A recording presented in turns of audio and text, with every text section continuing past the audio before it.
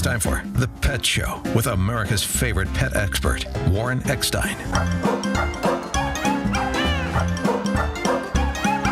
Warren is the author of How to Get Your Cat to Do What You Want and How to Get Your Dog to Do What You Want. He's here to answer all your pet and animal questions. And now, Warren Eckstein.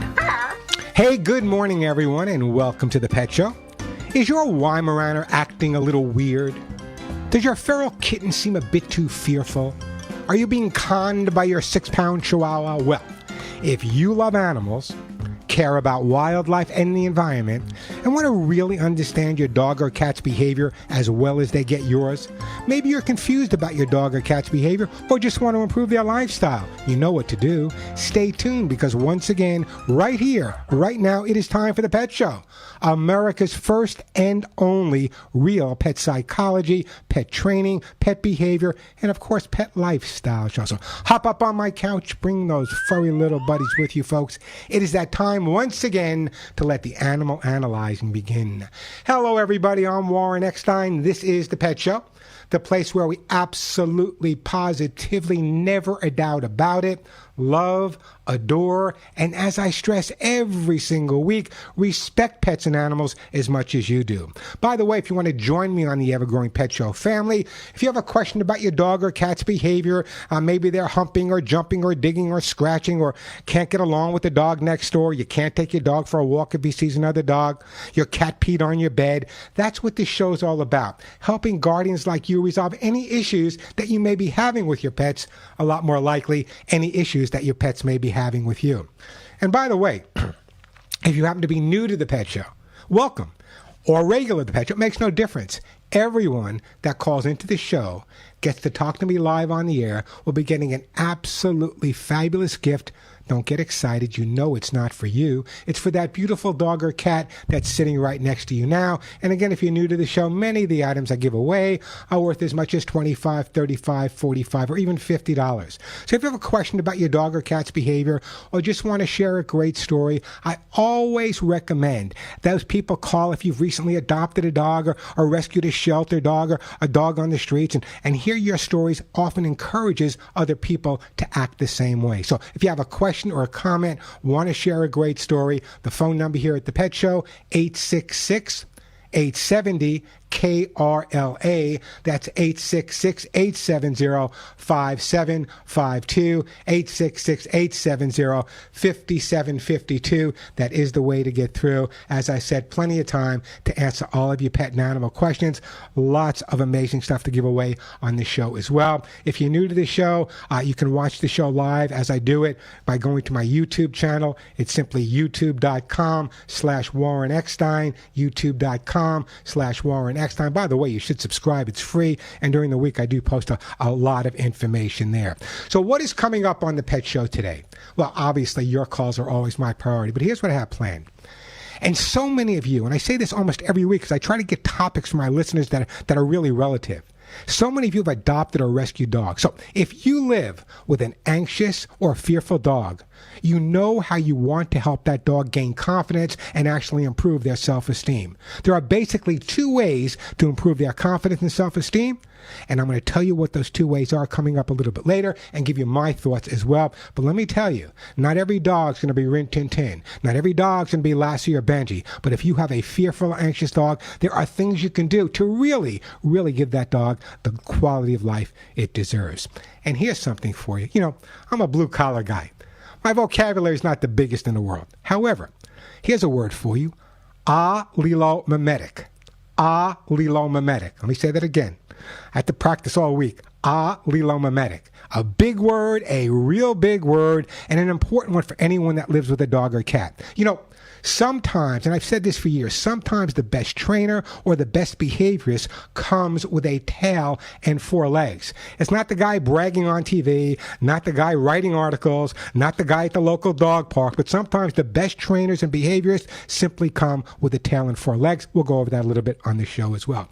And here's something that's really kind of confusing, but nearly half of American pet guardians are hesitant to vaccinate their dogs or cats.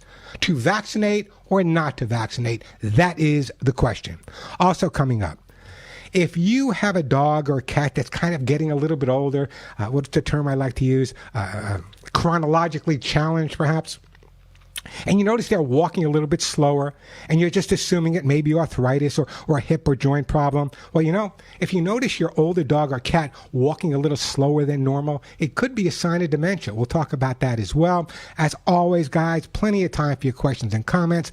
Lots of great stuff to give away. So if your pet happens to be jumping, chewing, scratching, maybe they're confused about the litter box, maybe that rescued puppy isn't housebroken, your dog doesn't get along with other dogs, or the dog you have believes if he sees it, he's got to hump it, give me a call. That's what this show's all about, helping you resolve any issues with your pets and your pets resolve any issues with you. Again, the number here at the Pet Show, 866-870-KRLA, 866-870-5752. Now, here's the question of the day. I've kind of been under the weather all week. I don't know what it is, a throat, chest, all of that stuff. In fact, I'm on antibiotics, so if I fall asleep, you know why. So I kind of spent a couple of days in and out of bed or lying on the couch or doing what I got to do. And Molly and Willie, my dynamic duo, was on top of me the whole time. They knew exactly the fact that I wasn't feeling well. So this is the question of the day. Do you believe that your dog or cat knows when you're not feeling well, not just physically, but emotionally as well? Can your dog or cat pick up on the fact that you're not feeling physically or emotionally well? Give me a call. I'll send you a great gift. Again, that phone number, 866-870-KRLA, 866-870-5752. Just before I get to the phones, many of you may not know, many of you do know, that right after the attacks of 9/11 at Ground Zero, I was called in by the New York City Police Department, their canine unit, for some of my expertise. So a little bit later, I'll share some of my experience there and why that experience lives with me and haunts me every single day of my life. So we'll talk about that in a little bit. The phones are already full. I'm going to get to as many calls as I can. So here's the topics. You heard the topics I want to get over, but you know that your phone calls are always my priority. So let me start out with a call right off the bat. Let's go to Woodland Hills, and let's go to my buddy Frank. Hey, Frank, how you doing? How you doing, Warren? Hey, Frank, I just heard this morning, or I saw in the news somewhere, about a coyote attack on a small dog in Woodland Hills. So everyone there, be really, really careful. The coyotes are obviously around. Okay, we were taking note of that. I actually have seen a coyote on our property and alerted so the complex already knows about it. But my question to you today is, as you know, I have a border collie, Bonnie. She's a senior. She's 14. She's going to be 15 in December. And what I have noticed in the last 6 months is, I think, traces of dementia with her. She gets a little, not all the time. I say maybe 80% of the time she's fine. Her appetite's good, and she's engaging. But sometimes when we walk, she tends to be a little confused. She doesn't know her way back. I don't put her off leash anymore because I'm afraid. And what is the most disturbing thing is that after she does all her business outside, she just runs full tilt, okay, back to the house. I don't know if she doesn't know where she is and she wants to get back home. Am I asking two questions? One, is this something that other pet owners are going through with their dogs right now, because it's relatively new to me? And number two, is there anything I can do to either slow down the process or help her in terms of dealing with this? Yeah, well, right off the bat, let me tell you, you are not going through this by yourself. Literally, on this show and my international show, I hear about dogs going through bouts of dementia just like people do some when they get older. Now, what you need to do is take into consideration, number one, that her senses are not going to be as sharp as they used to be, whether it be the hearing, the smelling, or even tasting. So their senses often change, and there's a little bit of confusion. Sometimes they're a little bit lost. They don't know where they are.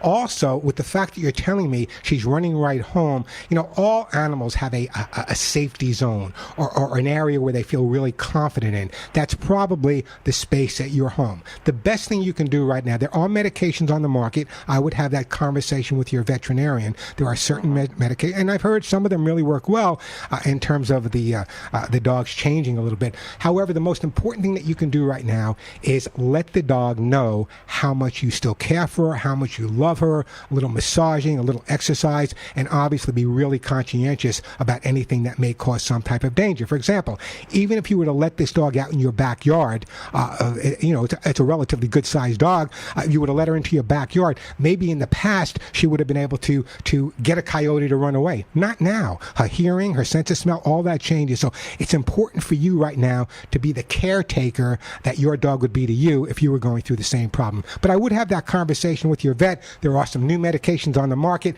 that may slow it down. With a 14-year-old dog, though, I think what you really need to do at this point is just keep her as comfortable and on top of her as much as you can.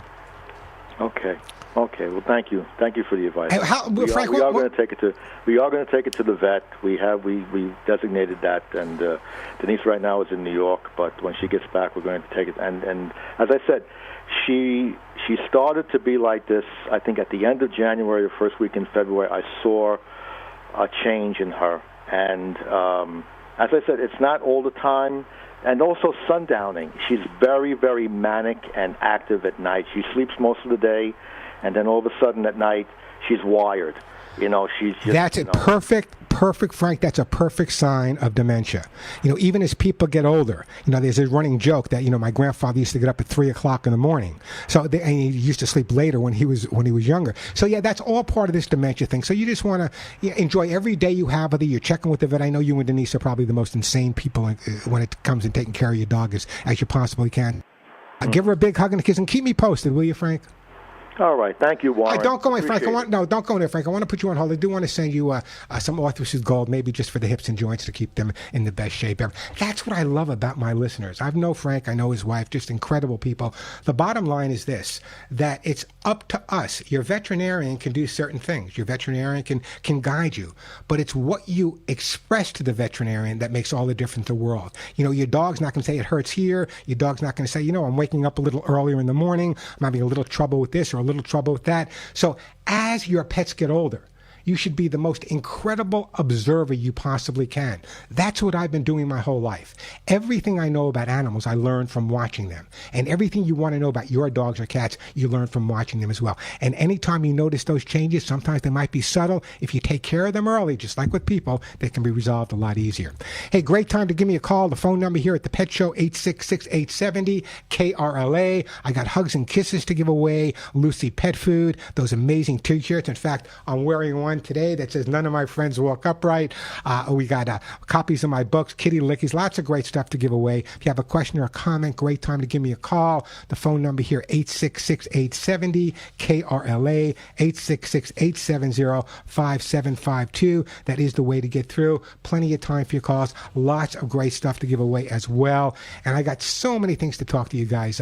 We're sending Frank some, I see that Suzette sent me, we're sending Frank some Orthosys Gold. Phone number here at the Pet Show, 866-870-KRLA, 866-870-5752. If I sound a little weird today, I apologize, a little nasally, but I will still get that information out to you as best I can. And coming up, my thoughts having been at ground zero right after the attacks.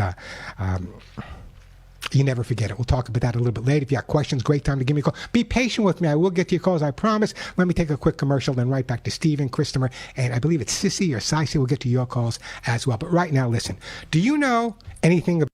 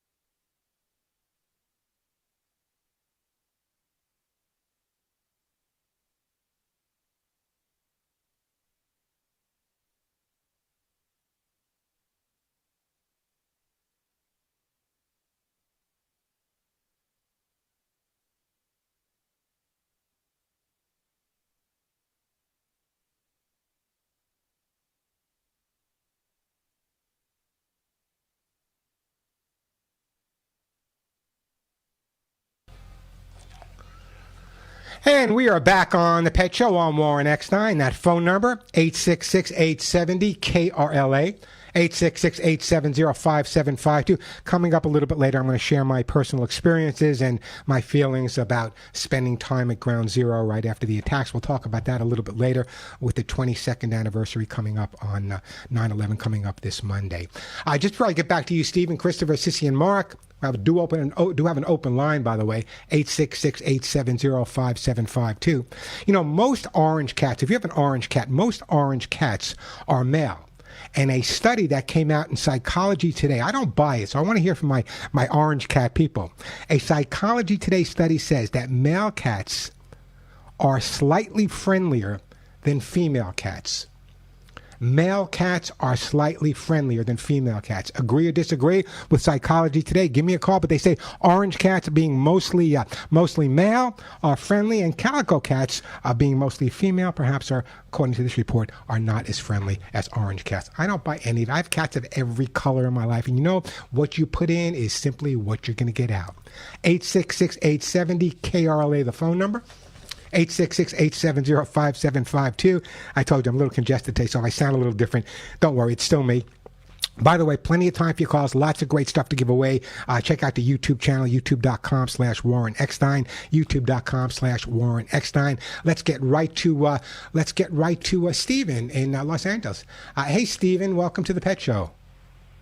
Well, thank you for taking my call. To answer your question, I have a shelter rescue. It's a little calico female, and she's very shy and timid, but that's just her nature. I don't know if all cats like that. Well, how old was she when you rescued her, Stephen? And bless you for doing that, by the way. A year and a half. I got. Oh, so do you have anything about her background at all? Well, I think they said that she was dropped off at the shelter, like in the driveway, but I could be wrong about that. But they said that she was very timid and shy, and she was, because when I went to pet her, she crawled under something. So I adopted her because I thought, well, she's not going to get adopted because she's so shy. And I told them, I said, I don't want a kitten because everybody wants a kitten. They'll get adopted. I want an adult, mature cat who's less likely to be adopted. So I specifically took her because I knew she would have a hard time getting adopted. So she's come a long way in the past, 10 years or whatever, but she's still very timid and skittish and shy and, pain in the butt. Well, sometimes, Stephen, I'll give you an example. My own two dogs, Molly and Willie. I adopted them. They were about 3 years old when I got them from this high-kill shelter. They were just dropped off. And one of them, Molly, is very affectionate and lovable. Willie, on the other hand, is one of those, type A personalities who was obviously, I can tell, was really severely abused by some moron before I got him. So even though he's been living with me now for many years and he's lovable and he's smooth and I kind of know what I'm doing, there are still times where those early days come back and you can just see it in his face. Is everything going to be okay? Are they going to let me go? So you have to kind of take that into consideration. So the fact that you've had it for 10 years, the fact that you've been loving her for 10 years, what's your question for me? Oh, my question wasn't about that. I was just answering your question. Oh, great, yeah. If I could get a freebie, I'd ask you a question about her. She, about a couple of years ago, she started peeing outside the box, but she still goes poop inside the box, and I have a covered litter box. So we've worked it out to where a friend of mine suggested taking a cookie sheet and putting litter in that. So I have that in the hallway with a liner under it and a little rug on top of that. So she pees on that cookie sheet with litter, but she does use so I don't know what the psychology is where she'll poop in the litter box. And she was peeing all over the place before my friend came up with the. Yeah, well, here's the psychology. Here's the psychology behind that. Very often, if a dog has any, or cat rather, has any inkling of pain, whether she's peeing and she had a little bit of pain or pooping and had a little bit of pain, sometimes that's exactly enough to scare them out. Or perhaps she had a little minor infection that you were unaware of, so when she did urinate in the litter box, it smelled a little different. In that case, what I would have done is I would have put down a second litter box maybe a few feet away. Would have made it a lot easier for you to clean up. But if she's doing it and you're happy with what she's doing, then, hey, maybe I'll give your friend a job. Yeah, she hops onto the sofa and everything. The vet, they initially found an infection, but they gave her a shot, and then we ruled all that out. Well, see, there you go. There you go. The vet found an infection, so that would have made the urine smell different. And if you put her on medication, that would have just reinforced that same thing. So I'm so glad you have that now. And you know what? I got to be honest with you, Stephen. I am so glad that you called. You know, you went into a shelter. As you said, everyone wants that adorable, cute little kitten. You took a cat that probably would have not found another home, even though it was young, it was a little shy. Everyone wants that friendly, hopping cat or whatever. And you've taken this cat home, and she's adapted to you, and you've adapted to her, and now you have a special relationship. There's no relationship that's perfect, but you have that special relationship. And bless you for doing that. So let me do this, Steve. I'm going to put you on hold. The lovely Suzette's going to pick up, and we're going to send you some kitty lickies for your cat from my friends over at Lucy Pet, and I really do appreciate that phone call. 866-870-KRLA, the phone number. Got plenty of calls coming in. The lines are jammed. I'll get to all your calls, I promise. But I got to talk to you about things today. There's so many things I got to talk to you guys about. Here's one of them. This is really stupid advice from the internet. Punishment doesn't have to be physical. First of all, there should be no punishment at all when it comes to animals. I've never seen one dog send another dog to its room, okay? So punishment does not have to be physical. According to this behaviorist and trainer, very famous, by the way, he has a lot of success with social exclusion. What does that mean? If he has a dog or a cat that's not behaving properly, he just socially excludes them from everything else. He puts them away. Can't come out, you can't play, and assumes that that's going to resolve the issue. Shame on you. If your dog or cat has a problem, the way to correct it is figure out what caused the problem. Once you figure out what caused the problem, you have the tools to resolve it. That's why I'm here, and there are many people that can help you with that, including your own veterinarian. So the bottom line is there's a lot of great advice on the internet, but sometimes I get calls all the time, or people will contact me all the time on my Facebook with a question saying, Warren, you know, bottom line is this. I read this and I've tried it, and you know what? My dog or my cat is actually no better. In fact, he's actually worse. And when I take a look at the advice they got, very often it's just absolutely insane. Phone number 866-870-KRLA. Hey, Alex, do I have time to take another call? Yeah, I do. Why am I asking you? I'm the boss. Why am I asking you? Hey, Christopher, welcome to the Pet Shop. Hey, Christopher, how are you? Warren. I got a quick question. Sure. And it's been happening the last few days, like 4 or 5 days. My cat has been sleeping on my chest. How you feeling? Christopher, how you feeling, Christopher? Christopher, how you feeling? I feel great. That's what I'm saying. I feel great. Is she sick, or because I feel good, or should I go get a checkup? Because I think I feel pretty good. Feeling pretty good and being pretty good are not always the same thing. Listen, over the years, I have found out that dogs and cats are sometimes better diagnosticians than MDs. Sometimes when a dog or cat is doing or hanging out at a specific place on the body, there could be something wrong. But it also is this. How old is your cat? She's about 3.5. And how long have you had her?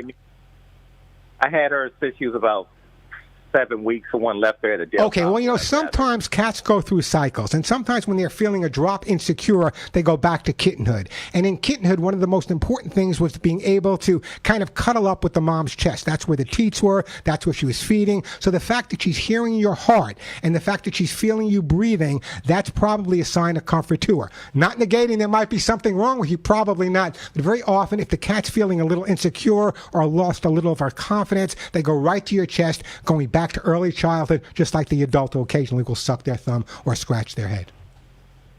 Okay, that's what I was figuring. Because all of a sudden, she started doing it, and then she whined. When I sit her down, she jumped right back up immediately. And yeah, how is she? Is she eating okay? Yeah, she's eating great. Yeah, she's eating. She's pooping. She's peeing. I wouldn't be overly concerned about it. It sounds to me like she's going through a little bit of a regression at this point. Not to be overly concerned, but I would next time. Go ahead. We've been having fleas, though, lately. I don't know if that's bothering her, but... Yeah, absolutely. When a dog or a cat has fleas, not only does it affect them externally because they're itching and scratching, and some cats and dogs have a flea dermatitis, which one flea can make them go crazy. So I think it's really important to get rid of those fleas. In fact, what I'm going to do, I know what I'm going to send you. Don't go anywhere, Christopher. I'm putting you on hold. Okay. And I'm sending you some all-natural herbal flea spray from my good friends over at Nature Vet. As a matter of fact, I'm going to do a commercial for them right now. The phone number here, 866-870-KRLA. We take a quick break. When we come back, we got Sissy, we have Mark, we got Carol, we got Linda, we got Steve. I'm going to get to all your calls, I promise, even if I have to cut some of my topics, which I have to do from time to time. But listen to me carefully. I want to tell you about a company that's been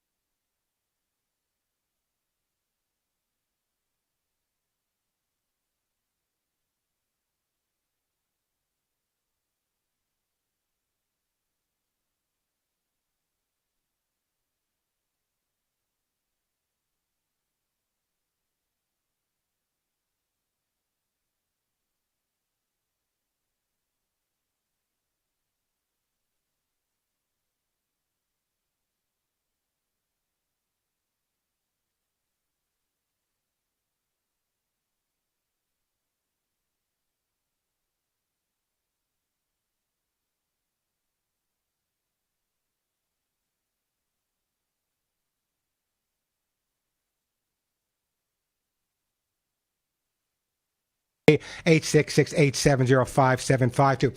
Now, you heard me talk about, I'm going to get right to the phones. You heard me talk about this with my first caller, my friend Frank, today. Slow walking could be a sign of dementia in older dogs. Dogs who slow down physically also slow down mentally. Measuring the gait speed in a senior dog could be a simple way to monitor their health and to document decline in their neurological function as they get older. So if you notice your dog is kind of walking a little bit slower than normal, watch the gait. You know, sometimes people think I'm crazy. I am so consumed with watching everything about my dogs. When they poop in the backyard, I'm there looking at their poop to make sure everything's okay. When they're walking, I'm watching the way they walk. I'm watching their gait. It's really important because they're not going to tell you if they're feeling bad or something's... You have to be a great observer. That's what being a guardian is all about, being a great observer. 866-870-KRLA, the phone number. Let's go to, we're going to go to CC, and then we got Mark. I want to get to Carol. I want to get to Linda, both with Orange Cat stories. I want to go to Nancy as well. But right now, let me go to CC in Lomita. Hey, CC, welcome to the Pet Show.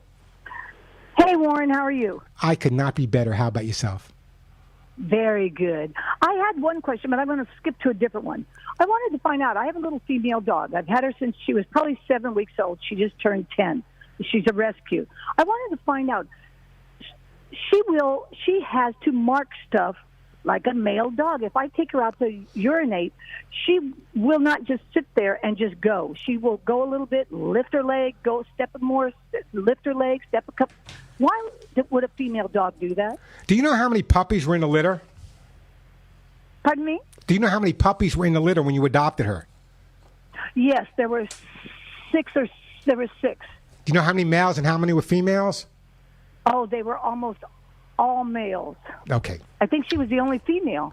Well, a couple of different things. They were too young to really pick up on that. But sometimes female dogs, very, very common. It's not that unusual for a female dog to mark territory. Urine is a marker. Now, with male dogs, it's a little bit different. It's very dominant with male dogs. For example, if you were to take your male dog for a walk and he would pee on a telephone pole and a more dominant dog came by, he would specifically jump up to pee higher. The higher the marking, the more territorial possessiveness they have. Now, with your dog, it's still marking, but in a different way. It's kind of a marking to gather versus a marking to keep away. Nothing to be overly concerned about.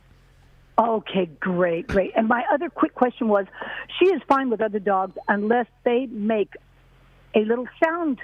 If they even attempt to even a little growl, she just wants to just get them. Well, does it make sense? Excuse me. Does it make sense that before you got her, even though she was very young when you got her, she didn't have the opportunity to work this out with the other litter mates? That's why it's really recommended that a dog be with its litter till it's 8 to 10 weeks old. Now, I know what you're saying. You got her at 7. What's the difference between 7 weeks and 8 weeks old? Well, 6 months to a year in a dog's life. So the opportunity she had to work it out with the other puppies never took place. So what you may want to do, and I'm going to talk about this a little bit later, what you may want to do is introduce her to maybe mellow, calmer dogs. Every time you end a session with a positive, little by little, you're gaining some confidence. Okay, thank you so much. Oh, Lamita, Sissy, don't go in there. I'm going to put you on hold. I'm sending you a copy of my book, How to Get Your Dog to Do What You Want. When you're done reading it, your dog can read it as well. Excuse me, I told you I had a little bit of a congestion today, so I coughed. Hit that cough button, Alex. 866-870-KRLA, 866-870-5752. Let me go to Linda, then we're going to go to Mark, then Carol. Hey, Linda, in my hometown of Santa Monica, what's happening? Well, I volunteer at Lang Foundation. And great organization, by the way. Great organization on Sepulveda. Cats. So at one point, they had George and Gracie. And George was 17, and Gracie was about 15, and they were both orange. Are you there? I'm here. Okay. So George lasted, he died after 7 months. He was sick, but he was the friendliest, sweetest, most affectionate, and he was only the second male cat I'd ever had, the first one being Oakley, who was a tabby. He was with me about 9 years. He was so affectionate and loving. So my experience has been that males are friendlier, and the female orange cat, she's still with me. She's been with me now for about 2 years. She's 17, and she's friendly, kind of, but not like George was. Yeah, well, George was friendlier than Gracie in real life too, wasn't he? Yeah. It's interesting, but I honestly, I try to really analyze all these different studies. And I honestly believe that maybe there's a little genetics involved, that a male cat may be a little bit more friendly than a female cat. But having worked with the thousands I've worked with, I still believe to this day what you put in is what you're going to get out. I have taken cats, both males and females, dogs, both males and females, from shelters and rescues, pulled them out of dog fighting rings, abusive situations. And you know what? With some TLC and a little time and patience, they do come around. So I think a lot of that has to do, but there is some genetics involved. And according to this study by Psychology Today, whatever you think of them, they say that male cats are a little bit more friendly than female cats. If you want to disagree with me, please, you're not disagreeing with me. I'm not going to take it personally. It's Psychology Today. So you have how many cats now? Just the one? No, I have 4. You have 4 cats. God bless you. Anyway, don't. I said, God bless you. Don't go anywhere. Oh. I'm going to put you on hold. I'm going to send you some Lucy pet food for your cats. I appreciate that phone call. You guys are absolutely the best. I do have an open line. Great time to call me. 866-870-KRLA. 866-870-5752. Lots of great stuff to give away. I got some hugs and kisses to give away. I didn't give away hugs and kisses today. I got Lucy Pet Food. You heard me give away some all-natural flea spray, Kitty Licky, some Author Suit Gold, copies of my best-selling books. Also coming up, what I'm going to do is I'm going to get to your phone calls. It's been 22 years since I've been at Ground Zero. And believe me, a day does not go by where I don't remember putting my feet on that ground. And I'm going to talk about that a little bit later because I want to make sure no one forgets what happened that day. And I want to give you my personal story. You know, we've seen pictures and you've all seen videos and you watch this and you watch that. Coming up probably in the second hour, I'll do it. I'm going to give you my personal feelings about the time I spent there and why those feelings are never going to go away.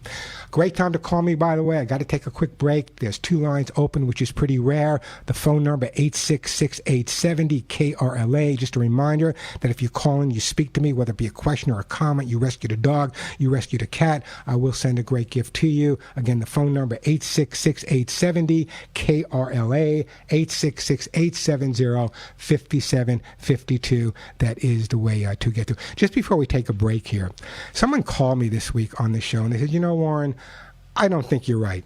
There's nothing wrong with getting a dog from a pet store. Nothing wrong with a puppy mill. Let me tell you what I wrote this week, and let me just share this with you. Dogs born in puppy mills, raised in cages for 6 to 12 weeks, waiting to be delivered to pet stores. Unfortunately, listen to me carefully, unfortunately, this growth period coincides with peak socialization when puppies easily approach people and are unafraid of new experiences. You with me on this? So that period from 6 to 12 weeks is a time when it coincides with peak socialization when puppies easily approach people and they're unafraid of new experiences.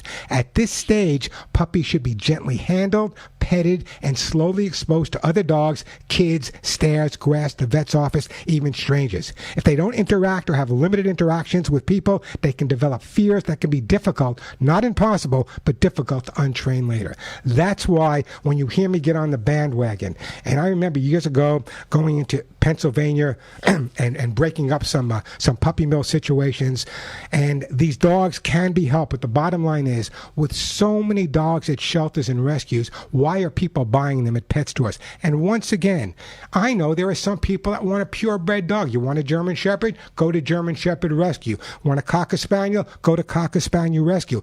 Even go to your local shelter. 25% of all dogs at shelters are purebred dogs. So there's no need to go out and get a dog. I mean, there are people that want to get a dog from a reputable breeder. I have no problem with that. I'm not an abolitionist. That's fine. But when it comes to these puppy mills, sooner or later, they must be shut down. I remember being at a pet store when I was investigating abuse, and as I pulled in there, the UPS driver pulled up with 6 puppies that were shipped from Missouri to New Jersey. By UPS, shipped from Missouri to New Jersey.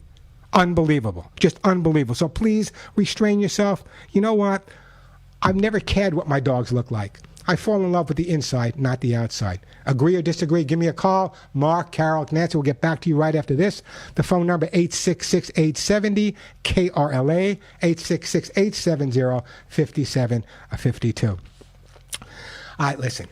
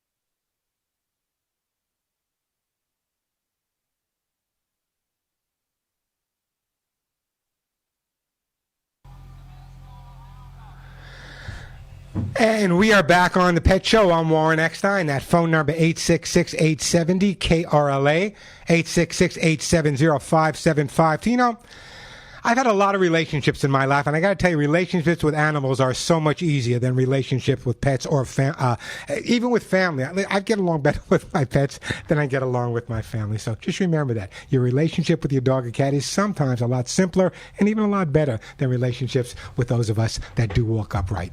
866-870-KRLA, the phone number. Let's go to Mark. Hey, Mark, welcome to the Pet Show. Hi there. We are watching our son's 7-year-old sweet multi-poo. That's your granddog. That's your granddog, Mark, right? Yeah, it's our granddog. Sorry, yes, it is. Okay. We do call him our granddog. Okay. He is where my son lives. He's never had people knock on the door or ring the bell. So we do have people that do that, come to our house and knock on the door and ring on the bell. And when he hears either of those noises, he constantly starts barking. So I was wondering if you had suggestions on how we can eliminate that barking. See, this is not a dog problem. This is a human problem, and let me tell you why. Here's the scenario. If your dog or your granddog grew up in an area where there's no one knocking on the door and no one ringing the bell, he's not going to know how to react to that. He doesn't know if it's good, doesn't know if it's bad, and he's going to react by barking. So the bottom line is this. You know, one of my specialties was teaching dogs to react or not to react to loud noises like gunfire. Most dogs would go crazy when they hear fireworks or gunfire. So there's ways to desensitize the dog. My question to you is, how long is your granddog going to be with you? Let me just say maybe 3 months or so. Okay. Now, this is the type of situation that really takes some time to resolve. So I don't know if we can resolve it in 3 months, but there's two different approaches you can take.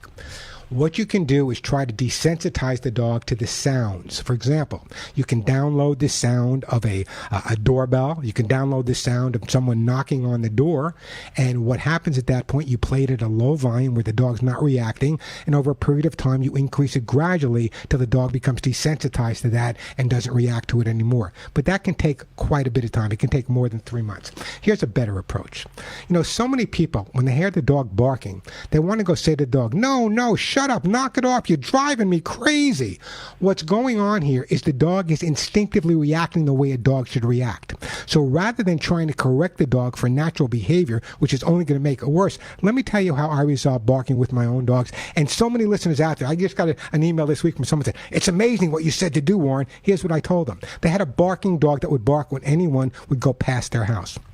What I told them to do is rather than go to the dog and say, no, bad dog, phooey, and yell and scream, I said, go to the dog and just say, thank you.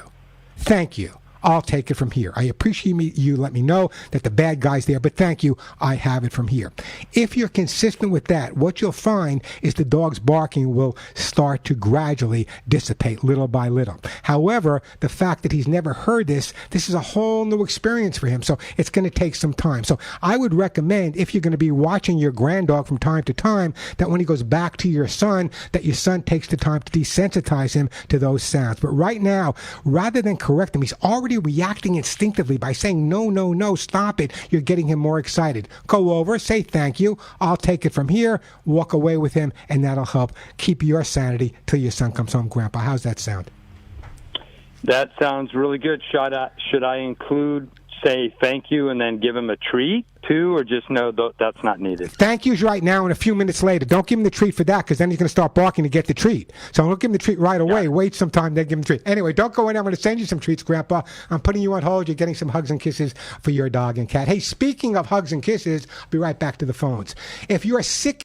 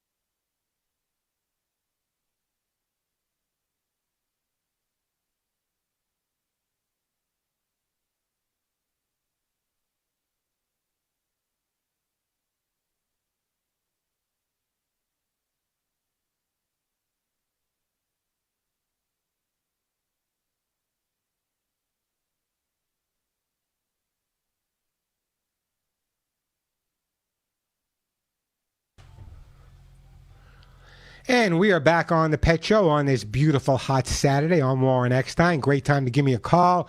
The phone number 866-870-KRLA.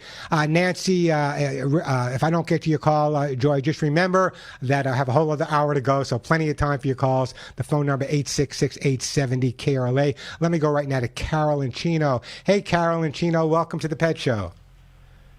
Okay, Warren, it is such a fun honor to be talking to you. Or family, I can't hear you. Can you talk again? Yeah, I said, well, thank you. Thank you for that. Okay, I'm going to see if I can get this. Yes, and I should be able to hear you in my hearing aids. It was different when I was on the air. Anyway, I always wanted to tell you, I have an orange cat story. I'm a dog person. I love dogs. Dogs help people. They're service dogs. They're in combat, for heaven's sakes. They help our police. They're the best pets. They're loving. They're loyal. They're protective. I'm trying. The old joke about God make me the wonderful person that my dog thinks that I am. That old joke. Sure. And I just didn't get cats. My son had a girlfriend, and there were 4 cats in that house. When you opened the door, you knew there were cats in that house. I mean, the smell. And the only time you saw the cats was when the can opener was run. And I thought, why do people have cats? I don't get it. Now, we had to move temporarily into apartments. And while we were there was a cat that had a litter of kittens.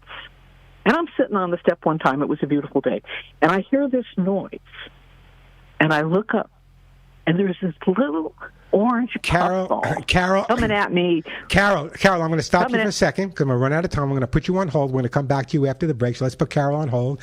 Then Nancy, we're going to get to you. Joy, we're going to get to you. Plenty of time for your calls. The phone number here, 866-870-KRLA, 866-870-5752. The question of the day is, does your dog or cat know when you're not feeling well, physically or emotionally? Plenty of time for your calls. Lots of great stuff to give away. 866-870-KRLA, the phone number. Quick break, then right back to all your phone calls. I'm Warren Eckstein, and yes, you are listening to The Pet Show.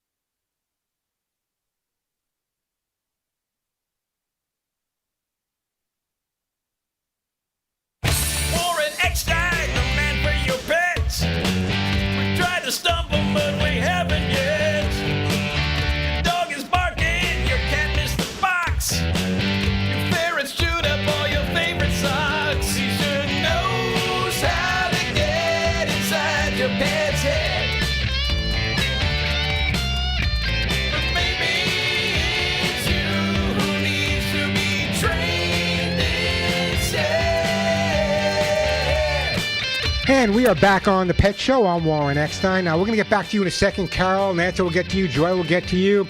A great time to give me a call. The phone number here at the Pet Show, 866-870-KRLA.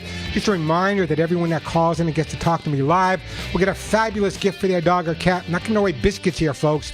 Many of the gifts we'll give away are worth as much as $30, $40, even $50. So if you call in, got a question, got a comment, want to share a great story about a dog or cat, great time to call me. Again, that number, 866-870-KRLA, 866-870-5752. And the question of the day, you can answer that as well. Does your dog or cat know when you're not feeling well, either physically or emotionally? Give me a call. Let me know what you think, and I'll send you I'll send your pet a super gift. But here's the deal. Just before I get back to the phones, I want to take a moment here and get serious with you guys. This Monday, will be 22 years since the attacks on 9/11. Something very personal to all of us. Having been called in by the New York City Canine Unit, there were no planes. I just jumped into my 1992 Ford Explorer, drove cross country to a location in Brooklyn called the Brooklyn Navy Yard.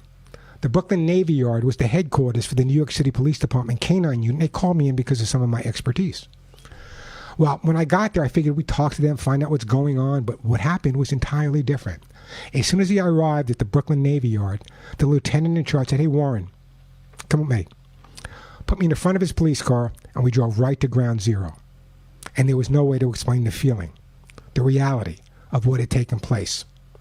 The sounds, the smoke, the smells, the unused body bags will be etched in my mind forever. Even now, to this day, when I think of what I saw, it all comes back. So we must all remember and never forget what happened on that day 22 years ago at 9/11. Actually, do you realize that more first responders have died from cancer and other related diseases at 9/11 than died on the actual attack? Over 3,000 first responders died. Let's never forget the amazing work that these people do every single day. And let's never forget that we're all Americans no matter what we feel. And let's remember on 9/11 exactly what happened. And that's a date that we all need to come together. Give me a second here. 866-870 KRLA, the phone number, 866-870-5752. Just give me a second here, guys. All right, let me get back to the phones.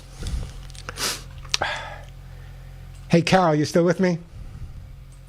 Yeah, hey, Carol. And I just heard your story, and God bless you. Yeah, that day, I'll tell you, it never left me either. I didn't even see it firsthand like you did. That was just, I'm glad you did that, though. Thank you. Wow. Thank you for helping. And let me just compliment somebody. I'm going to get to you because I'm going to push my things aside. When I was driving back, all of my clothes that I had there, which was one outfit, was contaminated, totally contaminated at Ground Zero. So as we're pulling out of Ground Zero, a couple of days later, they decontaminated the police car. They decontaminated me. I had nothing to wear. What was I going to wear to drive back to Santa Monica? So NYPD gave me a sweatsuit, NYPD sweatsuit, and I'm driving back cross country, 20 hours a day, and the only place I saw to stop at was a restaurant. Now, why is the name slipping me? Why can't I think of the name of this restaurant now? Oh gosh, it's one of these big chains, a Cracker Barrel. I would pass Cracker Barrels all across the country, and I would go into Cracker Barrel to grab something. And every Cracker Barrel I walked into, they said, "Where are you coming from?" I see the outfit I'm wearing. I said, "I'm coming from New York City." Not one Cracker Barrel would let me pay. I had the money, but and it was just the thought of it. Not one Cracker Barrel would let me pay on my way back from New York to Santa Monica. And I got to tell you, ever since then, I've become a big fan of their restaurant. So many amazing people involved. All right, enough of my experience. Carol, let's get back to your cat. Wow, that's really powerful. Anyway, I was telling you about my cat, my orange cat. So I didn't like cats, and I told you why. And anyway, my son and I moved temporarily to this apartment, and this cat had a litter.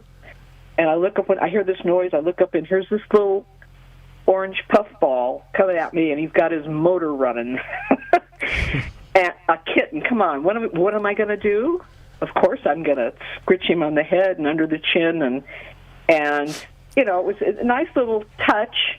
And we would see him from time to time, and the other kittens. Well, by the time we moved out, the kittens were now cats, and they were living in the bushes and under cars, and it was just sad. So when we left, I said, Tom, grab the cat. And we took him, and where he lived his last days with us. But I want to tell you about my cat, because everything I thought about cats, that cat loved people. He was affectionate. He had that purr going. And I'll tell you, if you didn't pay attention to him and he wanted attention, you got the headbutts. I learned about headbutts. And but the funny thing is, Warren, is he hated other animals. And I'm not just talking about if a cat came on our property. My cat chased away dogs off of our property. You know, people but if you're a human being. Yeah, cats are like the Bruce Lee of the animal world. They don't have to be big to take care of themselves. I got to tell you. Anyway, it's just amazing how people that have never been owned by a cat have no comprehension how incredibly affectionate, how incredibly smart they are. Just amazing animals. I got to move on, Carol. How many cats do you have now?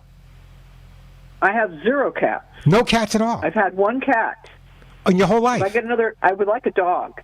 Okay, well. But if I ever get a cat, he'll be orange. Well, there you go, an orange male cat. They're friendly. According to Psychology Today, they're friendly. Anyway, being that you have no pets, I'm going to do this. I'm putting you on hold, and I'm going to send you a T-shirt that says, "None of my friends walk upright." By the way, those T-shirts, brand new lot, brand new design, are now available on my website, thepetshow.com. I think they're like $14, and that money goes directly to my own 501c3 nonprofit corporation, the Hugs and Kisses Animal Fund. You want to check out the website as well, Hugs and Kisses Animal. We donate to all the small mom and pop organizations all across the United States, so check that out as well.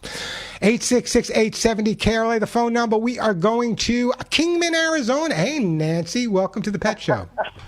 Hey, Warren. How's everything in beautiful Kingman? How's everything in beautiful Kingman today? It's hot today. It's going to cool down by the end of the week, so that's cool down to what, 120? Anyway, maybe for a night. Anyway, thank you for going back and doing your work. No need to thank me. No need to thank me. I think anyone in my position that was asked to come back because of their expertise would have went back. Yeah, my sister and I went to the museum, and there was a dog that lost his life there, a blonde Labrador. Yeah, amazing. They had a statue of him in the museum.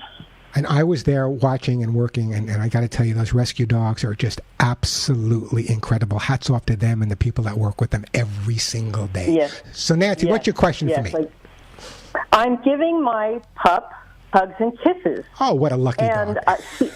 Yes, she is. She loves them. And I sometimes use them for training, but mostly I give them to her as treats. She also takes Dasequin. Is this too much joint supplement? No, I think it's absolutely fine. It's absolutely fine. In fact, they'll work well together. You should have no problem whatsoever. Okay, good. Thank you, Warren. And she knows when I'm hurting, but she'll come over and check out on me, and then she'll check on me, and then she'll go. She'll say, "Okay, you're all right, Mom," and then she'll lay down.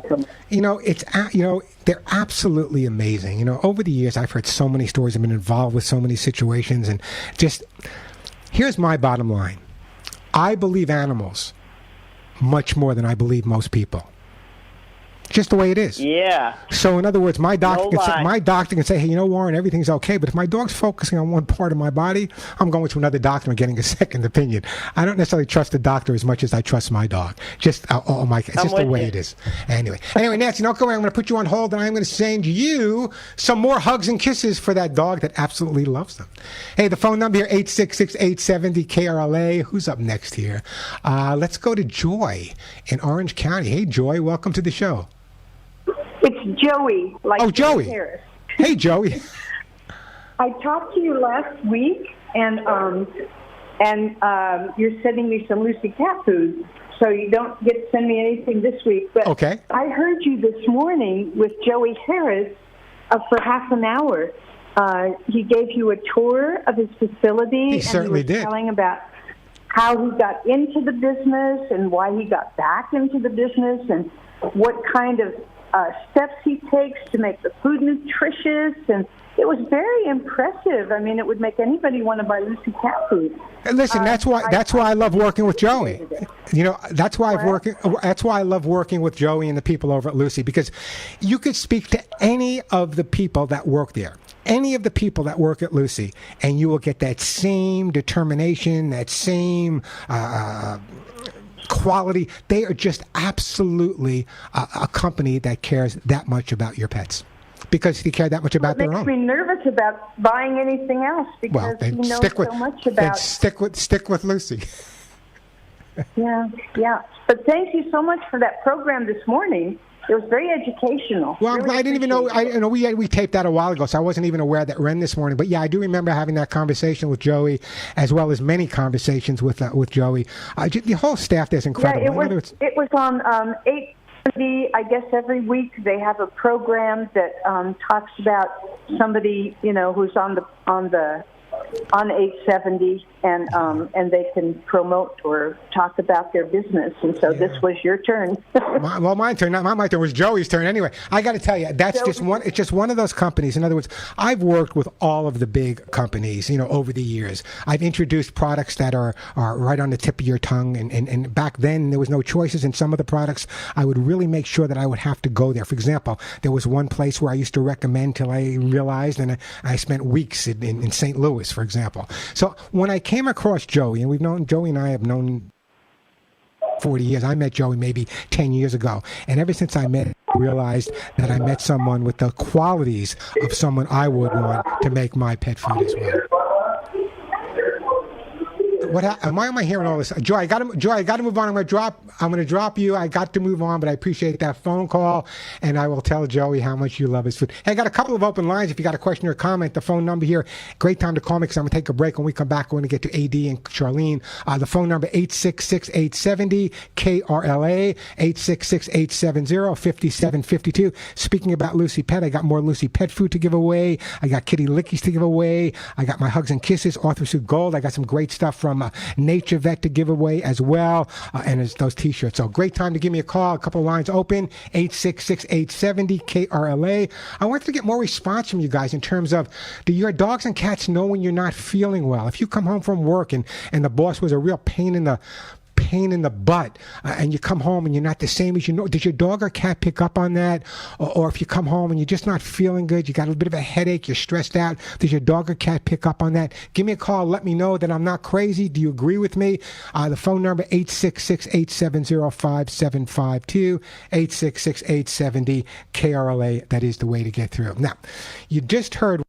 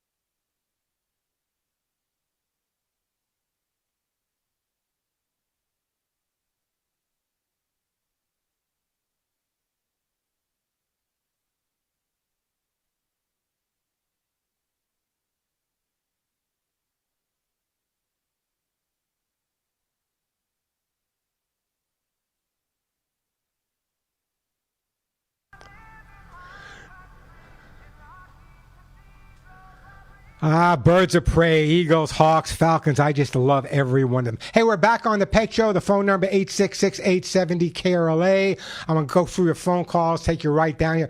Just give me 1 second before we get back to the phones, and I want to talk about this. You heard me use a big word at the beginning of this show, alliomimetic. But here's the deal. People and animals don't learn only by conditioning. They also learn by observing other observational learning. In the process, it's called particular. Here's the bottom line. It's called observational learning, also called vicarious conditioning, because it involves watching others. So over the years, having trained over 40,000 animals, I have come to the conclusion that one dog is probably better trained by another dog. So people often ask me, we have an older dog, is it a good time to bring a younger dog into the house, or any age dog? Yeah, because sometimes it's easier for a dog to learn how to behave by watching the behavior of another dog, but it's not just dog on dog. Dogs can learn behavior from a cat. Cats can learn behavior from a dog. Dogs can learn behavior from a horse. Horses can learn behavior from a dog. I just watched something the other day where a dog and a horse would race every day up and down. So I want you to understand that sometimes letting one animal work with another animal is better than spending thousands of dollars on someone like me to come to you. Not that I do it anymore. So it's called observational learning or observational vicarious conditioning. Really important to understand that dogs and other animals learn. How many people learn from watching other people? No different for our animals. 866-870-KRLA, the phone number. We'll get to you, Donald. We'll get to you, Charlene. But right now, we are going to AD in Signal Hills. Hey, AD, welcome to the Pet Show. Hello, how you doing? I could not be better. How about yourself? I'm better. Supposed to get better every day, right? That's what they tell me. Yeah. I was wondering if you could help me with my greyhound. Is it a rescued greyhound, AD? Oh, yeah. You guys are great. Listen, I love greyhounds. I once had over 50 greyhounds on the Today Show with me at one time. Al Roker will never be the same. They're great dogs. Absolutely. Best pet in the world. Yeah. But he's got a strange thing. I accidentally or inadvertently stuck my finger in his ear one day, and he made this kind of sound, and he pushes his head towards my finger like there's something itching in there. I wiggle the finger around, and he seems to like it. Well, let me tell you why. This is a question I don't answer too often, but let me tell you why your dog likes your finger stuck in his ear, okay? It could be a couple of different things. Number one, it's always a good idea to check and make sure there's nothing going on in the inner ear, there's no infection, there's no pain, that everything is okay. But remember, one of the first things a mother does, and the first things puppies do with each other when they're together, is they lick each other. And that licking makes them feel better. It's a comforting sign. Now, the tough life of greyhounds. He was a puppy, then it was put onto the track, and the abuse they take, and God forbid that should be abolished all over the world, the abuse they take, but now he comes and he lives in your home, AD. He's in love with you, falls in love with your family. You accidentally, or for whatever reason, stuck your finger in his ear, and I believe he associates that with the early calming effect of the other puppies licking him. Now, my two dogs, for example, Molly and Willie, very often I'll watch Molly or Willie, and I came from abusive situations, to calm themselves down, want to lick the other dog's ear. But of course, you want to make sure there's no yeast infection, no other type of infection, but very often, from a behavioral standpoint, which is my expertise, very often licking a dog or even putting your hand around the dog's ear could be a comforting sign. And with a greyhound especially, sometimes they go back to when they're not feeling great or they've been abused or whatever. Having your finger in the ear is a comfort sign, just making them feel better. Does that answer your question pretty much? Yeah, I had a vet look in his ear, and they said it was fine. So yeah, so I'll tell you that. Yeah, go ahead. He's a little bit of a weird dog too, because I take him for a walk all the time, and I developed a knee problem, and he started limping on his right leg. To the vet, they said there's nothing wrong. Exactly. There's a chapter in my book. I'm not bragging about my book, but in How to Get Your Dog to Do What You Want, there's a chapter on hypochondriac dogs. It's not just people. Dogs, listen, I'm telling you the truth. I'll give you an example. Years ago, I was working with a golden retriever. It had a problem called panosteitis, which means that one morning it might be limping on the left foot, the next day or 2 days later it might be limping on the right foot.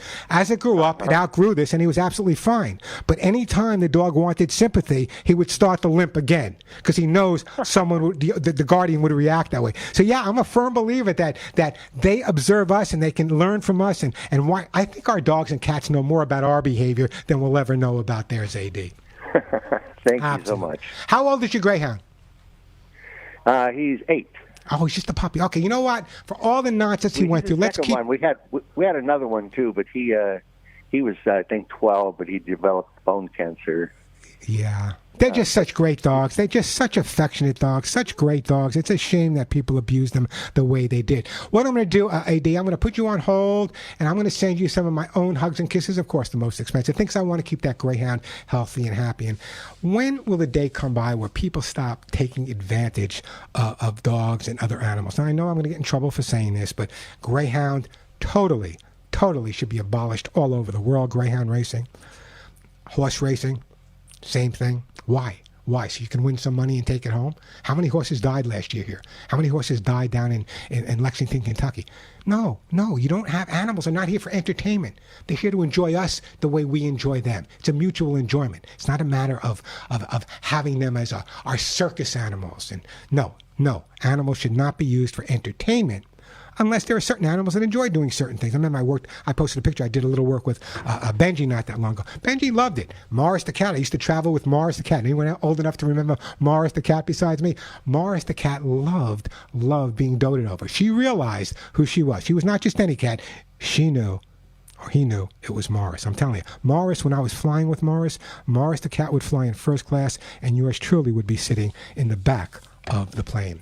Hey, the phone number here at the Pet Show, 866-870-KRLA. Great time to give me a call. Did I put AD on hold, Al? Al, listen, did I put AD on hold, Alex? Okay, great.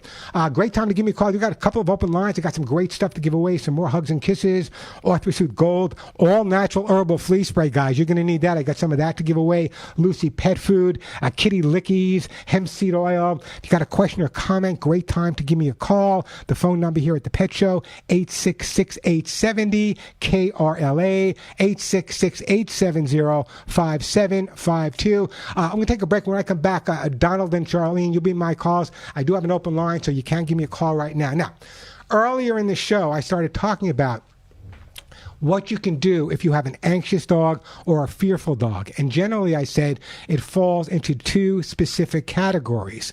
One of the ways you work with a dog that's either fearful or anxious is desensitizing. You heard me talk to someone earlier about someone who had a dog that was afraid not afraid, but would bark excessively when he saw someone else. Here's what desensitizing means. What they do is you take what the dog is fearful of. It could be thunderstorms, could be firecrackers, could be thunder, could be lightning. And you gradually introduce that to the dog at a comfort zone. Or a cat, it makes no difference. Or a horse, I've worked with all of them. Little by little, for example, let's say your dog is petrified of thunderstorms. What you can do is download the sound of a thunderstorm, play it gradually where the dog can barely hear it, increase it a little bit at a time to desensitize the dog to it or the cat to it as well. You can do that with just about anything. If a new baby's coming to the house, you can desensitize that way as well. Now, the other way is different. The other way is something we call counter conditioning. What we do is we take that anxious or fearful dog, figure out what it's fearful or anxious about, and take that situation and turn it into a positive. And if we're consistent, counter conditioning works absolute wonders. So the two ways are desensitizing and counter conditioning. Those are the two best ways of behavior training for an anxious or fearful dog. Having worked with thousands of them, believe me, it really can make all the difference in the world. The problem is most people want instant gratification, and if you want that, you need something with batteries. 866-870-KRLA, the phone number. Quick break, then right back to all of your calls. Here's the bottom line. I want to tell you about an organization I want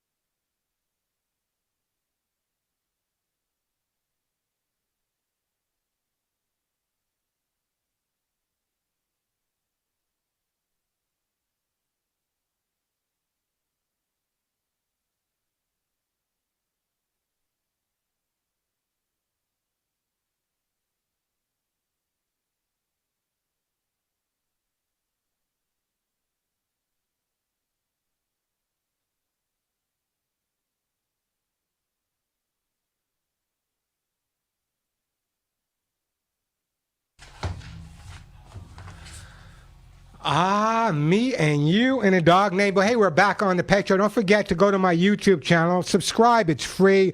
If you like the Pet Show, we've been talking together for what? 43 years. Lots of great tips, lots of great information, and it's absolutely free. So check out youtube.com/Warren Eckstein, youtube.com/Warren Eckstein, or check out my Facebook page, facebook.com/Warren Pet Talk. All right, let's get back to our busy phone lines here. We're going to go to Arcadia and Charlene. Then we got Ted, we got Dan, we got Donald. Hey, Charlene, welcome to the Pet Show. Oh, hi. How are you? I'm doing great, Charlene. How about you? That's good. I have I have two. I forgot to mention. I told her I only had one, but I have two, but they're real small. The first one is when. Let me just stop. You have two what? You have two what? Oh, two questions. No, but what kind of pets do you have? I have a mini pin, and he's 7 years old, and his name is Dobie. Dobie, okay. Dobie, like Dobie Gillis. Dobie the min pin, okay. Yeah. Anyway, when I let him out, he starts really barking a lot, and he goes out to every part of the yard barking. Every time I start to go outside. Is he alerting people that I'm coming out and nobody should bother me? What is the deal? Well, in other words, is that the only time he barks is when you go out? Yes. I mean, he does bark at the side if he hears somebody. But yeah, let me tell you something. Let me tell you something about mini pins, okay? My two dogs are what they call Chipins. They're Chihuahua mini pin mixes, okay? Blended breed, whatever you want to call it. Anyway, living with a min pin is like living with a tremendously big dog dressed in a little dog outfit. So it's not uncommon, not uncommon for a small dog like a min pin or other small breeds that when their guardian comes outside, what they will do is go around the perimeter and just make sure that it's safe for them. Nothing that's taught to them. It's instinctive behavior. It's normal behavior. And I would just say thank you for letting the world know that I'm out here now and for keeping me safe. How long does the barking go on for? Oh, it's been going on a year. No. When he starts to bark, how long does he bark? 5 minutes, 10 minutes? He barks the minute he leaves the door. No, but then how long does he bark before he stops barking? Oh, he stops when I come back in. Yeah, that's fine. He's just letting the world know that mom's coming out. Yeah. Stay away from my mom. She belongs to me. So I don't have to worry about that. No, don't worry. In fact, when next time he barks in the backyard, I would go out there and say, hey, thank you for letting the world know you're protecting me. Well, okay, so the other problem is he's licking his paws a lot, but he's not developing any sores or bare skin. What does that mean? That's strictly... I think I heard say it was... That's min pin behavior. That's min pin behavior. That's Chihuahua behavior. They lick their paws, again, as a sign of calming themselves down. It's a stress relief for them. If there's no sores or anything, I would not be overly concerned. There is a product on the market, though. It's an anti-lick paw spray. I'll send you some just to have in case you do notice that he starts to develop something. But very often in breeds like min pins or Chihuahuas, my guys themselves constantly licking on their paws. And what happens is people tell them no. It's like telling someone not to calm themselves down. It works the opposite way. So licking their paws is normal. It can become compulsive, though. That's when you have to be concerned because that can develop into a sore, that can develop into a granuloma, which can be really difficult to get rid of. So I would make sure he has plenty of opportunity. Is he licking the bottom of his paws or the top of his paws? He's licking down inside the pads. Now, when you smell his paws, what does it smell like? Popcorn. Okay, you know what that could be? It could be yeast. What? It could be yeast. Is it a male dog? Yeah. Oh, it could be yeast. Sometimes yeast will get on the feet and they could lick that. And it also could be, I don't think it is. No, I don't think it's going to be that. I think it could be probably a yeast or it could be some allergy as well. But anyway, I'm going to send you some of that anti-lick paw spray. Check it out. As long as there's no sores, this should help you out. And great call, by the way. So let me ask you a question. If you're feeling down, if you're feeling out, a little anxious, a little depressed, and maybe even a little sick, does your dog come and comfort you? Oh, he does. Oh, yes. He's a sweetheart. Yeah. Well, you give him a big hug and a kiss. I'm going to put you on hold, and I am going to send you some anti-lick paw spray from my good friends over at Nature Vet. I do have a couple of lines open here. Pretty rare. I got some time. The phone number 866-870-KRLA, 866-870-5752. Now, the question of the day was pretty simple.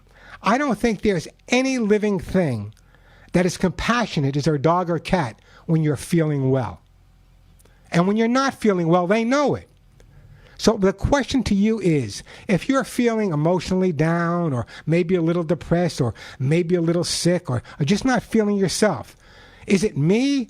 I honestly believe that our dogs and cats pick up on that and they come to us to help us make us feel better, whether it be mentally or physically. Is it just me or do you guys agree? I'd love to hear from you. Give me a call, 866-870-KRLA. If you get through, I'll send you a great gift, 866-870-5752. Now, I'm going to get to you, Ted, and I'll get to your calls after this. But remember that someone called me earlier about the I think it was a dog that was licking them constantly, and I was joking. Years ago, I was working with a woman, a very affluent woman in New York City. It was Fifth Avenue. I'll never forget. She had a triplex apartment. That's 3-story apartment. Anyway, her brother-in-law was a senator. But anyway, the bottom line is this dog was absolutely crazy. I don't know if I want to go there. I start some stories, and sometimes I don't want to finish those stories. But anyway, it was just one of those incredible dogs that whenever this woman was not feeling well, she was an older woman. She used a cane. The dog would be right on top of her, just making her feel so much better. When I first met her, she was a little crazed, and then after a while of working with the dog and calming the dog down, her and the dog established such an amazing relationship. I think physically and emotionally it worked to the benefit of both of them. 866-870-KRLA, the phone number. Let me share this with you, and we can take a break and come back to your phone calls. According to the Boston University School of Public Health, pretty reliable place, I think, a new study found that more than half of people who live with dogs express some level of canine vaccination hesitancy. Canine vaccine hesitancy, skepticism about vaccinating their dogs against rabies and other diseases. An estimated 45% of U.S. households now has a dog. It's more than that. According to a survey, nearly 40% of dog guardians believe that canine vaccines are unsafe. More than 20% believe these vaccines are ineffective, and 30% consider them to be medically unnecessary. I'm not giving you my opinion. This is a conversation you need to have with your veterinarian. Bottom line is, my dogs are vaccinated. You can have this conversation. Some vets say, well, we'll give the rabies shots every year. Some will say every 3 years. So you need to have that conversation with your vet. And if the vet's not willing to have that conversation with you, then it's time to change doctors. But I could not believe when I saw this, I could not believe that 45%, almost 50% of pet guardians don't believe in vaccinations for their dogs and cats. 866-870-KRLA. Let me take a quick break. When we come back, we got Ted, we got Debbie, we got Sarah. We'll get to your calls right after this. I'm Warren Eckstein. You're listening to The Pet Show.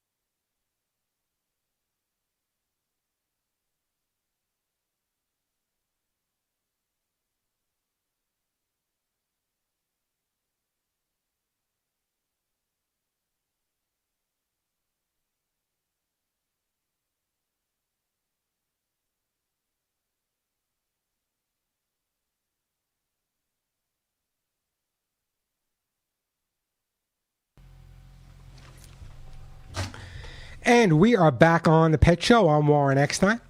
Let me get right back to the phone lines here. And then I'm going to talk a little bit about the importance of stretching your dog. I don't mean literally stretching, but kind of do mean literally stretching. Let's go to my friend Ted. And then we got Debbie. Then we got Sarah. Ted in San Juan Capistrano. Hey, Ted. Welcome to the Pet Show. Thank you for taking the call, Warren. Hey, it's my pleasure. I can't help you with the sparrows, but any other questions, I have the answers for. Go ahead. We have plenty of sparrows here. We received a golden doodle 5-month-old puppy from an online purchase on Thursday evening. She was transported from Missouri to California. And when we received her, she's been very non-responsive, lethargic, and doesn't want to eat. Okay, a couple of things right off the bat. I don't know if you were listening the first hour, but I went through this whole thing about puppy mills, and that's where your dog probably came from. Missouri, very well known for puppy mills. And how old is the puppy when you got her? 5 months. Okay. First of all, this dog spent 5 months without any type of socialization, with any type of great exposure to people. Therefore, what we're dealing with now, we're dealing with a dog that's going through its teenage years or its years and has never had the opportunity. The good news is I can resolve this issue for you. It's going to take some time, a tremendous amount of patience, but I hope everyone out there learns a lesson. Do not buy a dog online. It's not like CarMax, okay? You don't do that. So here's the bottom line. Number one, I'm assuming you had the dog to the vet? Yes, actually tomorrow she's going to be seen by the vet. Okay, that's the first thing we need to check. There could be something physically going on with the dog, but I think part of it is going to be a combination of the lack of a problem physical, but it's also going to be a lack of socializing. What you do is when you get this bill of health from the vet, the most important thing you need to do right now is to really build up the dog's confidence and self-esteem. The best way to do that is with really short periods of education, teaching the dog to sit for 1 minute. Tuck her butt, tell her to sit, praise her, walk away. That's enough for now. In other words, make her education as part of an everyday routine.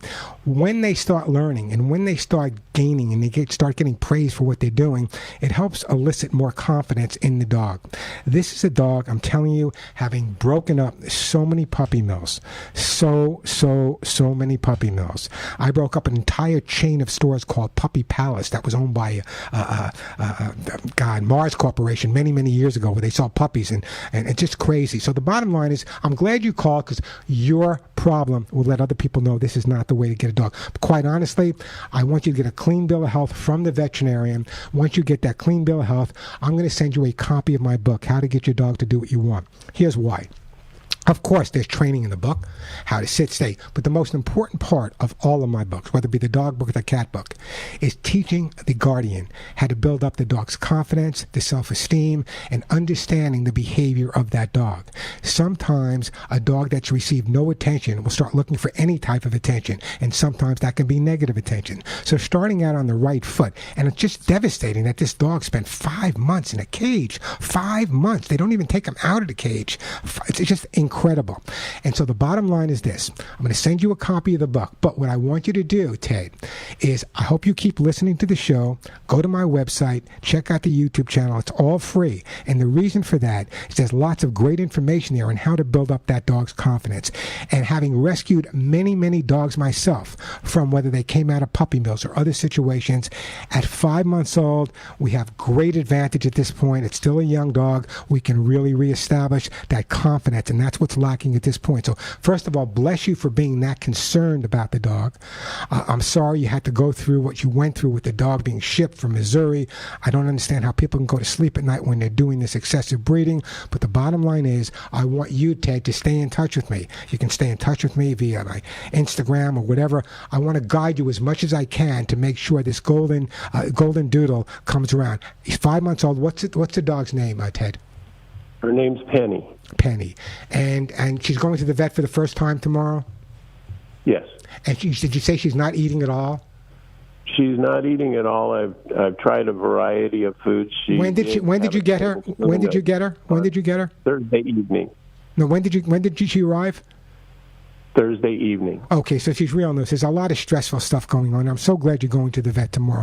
What you can try to do at this point, whatever food you have, I'd like you to take that food. I'd like you to maybe soak it with a little chicken bouillon or even tuna juice or whatever you need to do to get it to eat at this point. That's number one, is put some flavor on it, chicken, whatever. I want you to pop it in the microwave, let it heat up for a little bit, then give it to her once it cools down, because dogs generally eat with their nose more than the mouth. So here's my question for you: is she underweight? Well, she's 26 pounds according to the paperwork. Can you feel the ribs? Can you feel the ribs? Yes, you can feel. Yeah, you can feel the ribs. And has she pooped at your house yet?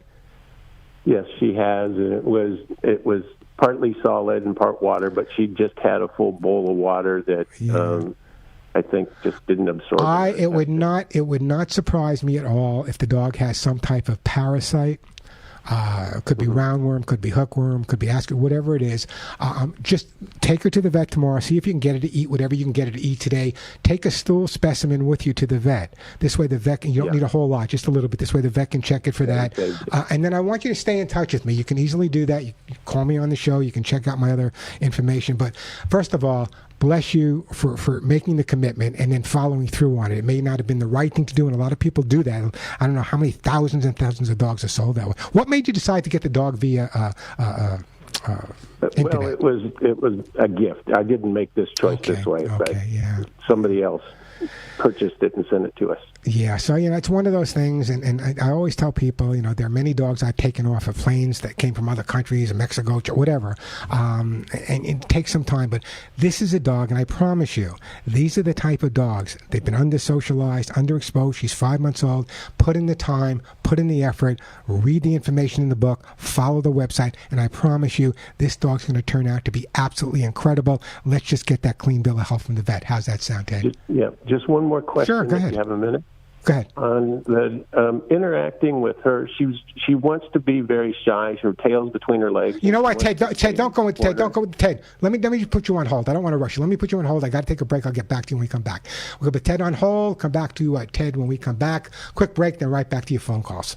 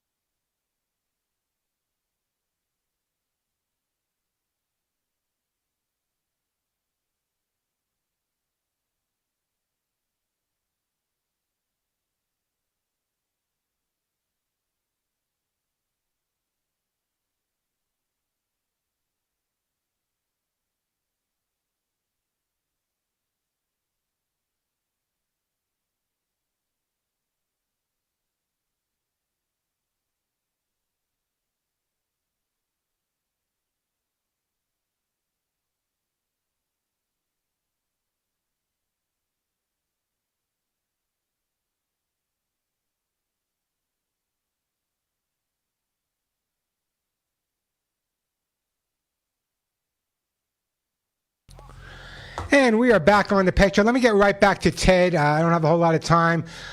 Ted, you still with me? Yes. Okay, here's the deal. What I want you to do is take some of your clothing that you've worn, a T-shirt, a sweatshirt. I want you to put that down where the dog is hanging out. I also want you to kind of, if possible, after maybe that of a day or two, you can just lie down next to the dog. Don't force any of your attention on him. Just lie there next to him. I want him to get used to your scent and being around you without being confronted. He was probably grabbed out of a cage by someone else and therefore is more fearful of people. That's number one. Number two is whenever the dog is by himself or even when he's not by himself, leave a radio on a very low volume. Leave it on a talk station like KRLA. This dog probably never heard human beings talking other than yelling at all the puppies in the cages. So I want him to hear voices in a non-confrontational way. I want him to get used to your smell. Again, before he gets used to the smell of you, if that shirt is with him all the time and he's sleeping there, he gets more comfort with that. I think that's going to make a big difference for you. I hope that really helped you out an awful lot there, Ted. So keep me posted. I'm going to put you on hold. The lovely Suzette's going to pick up. We're going to send Suzette, we're going to send him a copy of how to get your dog to do what you want. Check out the website, thepetshow.com. Check out my YouTube channel. A lot of great YouTube videos I put there as well. youtube.com/Warren Eckstein. Debbie, we are just about out of time, but let me just remind everyone that we're getting off the air here at exactly 5 minutes after 1. I start my international show on Radio America, and now let me just tell everybody, I'm excited to share this news with you. The Pet Show is now heard on American Forces Radio, which means besides Los Angeles, besides America, besides Canada, besides Guam, the Pet Show is now heard in over 100 different countries around the world. Wherever there's an air base, an army base, marine base, they can listen to the Pet Show now, American Forces Radio. I'm so proud of that. Let me give you that phone number. You can call starting in about 2 or 3 minutes, 877-725-8255. Debbie, you'll be my first call if you call there. 877-725-8255, 877-725-8255. I love you guys. Bless you for listening to The Pet Show. We'll be back here next week. In the interim, check out the YouTube channel. Lots of great info there. Give all your dogs and cats a big hug and a kiss for you, a special one right between the ears for me. I'm Warren Eckstein, and once again, thank you for listening to The Pet Show.